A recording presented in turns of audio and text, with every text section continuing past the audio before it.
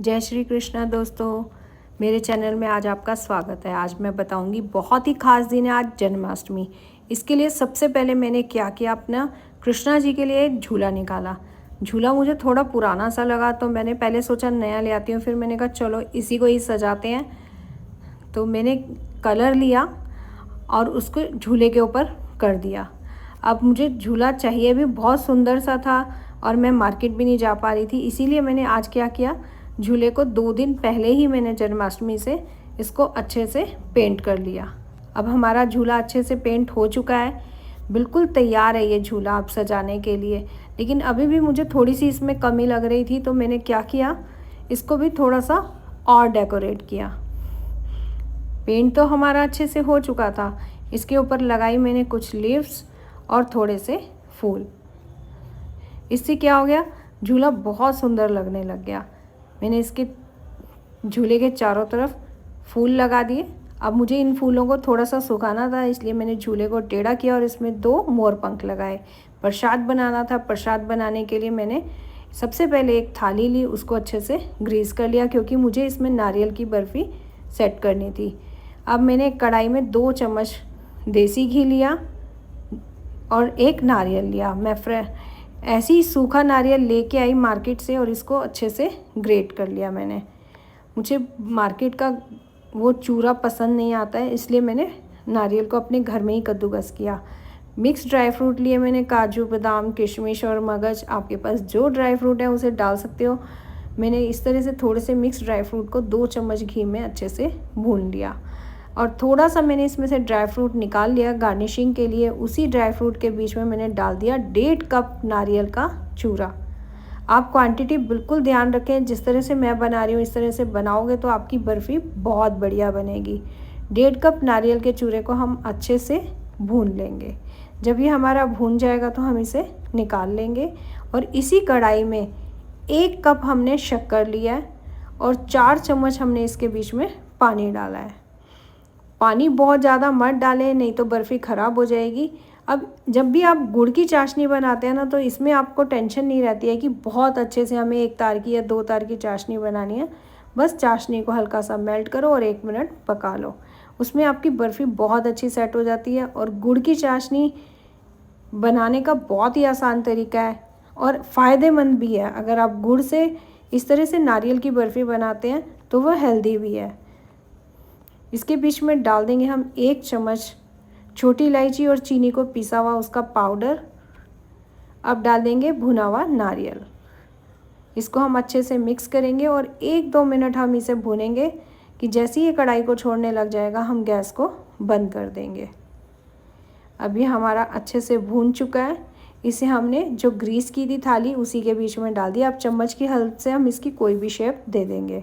इसके ऊपर हमने थोड़ा सा ड्राई फ्रूट डाला है और थोड़ा सा छोटी इलायची का पाउडर और फूलों से हमने इसको सजा दिया। बर्फ़ी हमारी बनकर बिल्कुल तैयार है। आप देख सकते हैं बिल्कुल सॉफ्ट बनी है, मेल्टिंग माउथ है। इसे आप काम बनाएंगे। अब हमने बनाया दूसरा प्रसाद। इसके लिए लिया हमने 1 कटोरी धनिया साबुत, उसे भूनकर हमने पीसना है मिक्सी के जार में डालकर। इसे भी हम 1 कटोरी में निकाल लेंगे। 4 छोटी इलायची लेंगे, थोड़ी सी चीनी लेंगे, इसको पीस लेंगे।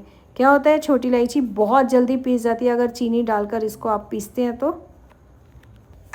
अब हम 1 कटोरी सिंघाड़े का आटा लेंगे और उसे बिना घी के हम अच्छे से सिम पर भून लेंगे। इसे भी हम निकाल लेंगे 1 कटोरी में।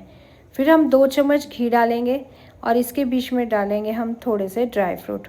थोड़े से हमने बादाम ले लिए हैं, काजू ले लिए हैं। अब हम इसके बीच में डालेंगे थोड़े से मखाने। इसे हम थोड़े से घी में भून लेंगे अच्छे से। थोड़ा सा हम नारियल का बुरादा भी डाल देंगे, इसका कलर बहुत अच्छा आएगा। जैसे इसको ड्राई फ्रूट के बीच में डालेंगे इसका टेस्ट भी बहुत अच्छा आएगा। इसको हम अच्छे से भून लेंगे। अब हम इसी कढ़ाई के बीच में डाल देंगे अपना भुना हुआ आटा, जो हमने सिंघाड़े का आटा भुना था। इसके बीच में डालेंगे भुना हुआ धनिया, छोटी इलायची का पाउडर पूरा डाल देंगे हम इसके बीच में, क्योंकि छोटी इलायची का टेस्ट बहुत अच्छा आता है इसके बीच में। अब हम इसको अच्छे से मिक्स कर लेंगे। इसके बीच में डालेंगे अब हम शक्कर। इसे भी हम अच्छे से मिक्स कर लेंगे। अगर 1 कटोरी आटा लेंगे तो 1 कटोरी से थोड़ी सी कम इसके बीच में हम शक्कर डालेंगे। अब ये हमारा चूरमा बनकर बिल्कुल तैयार है।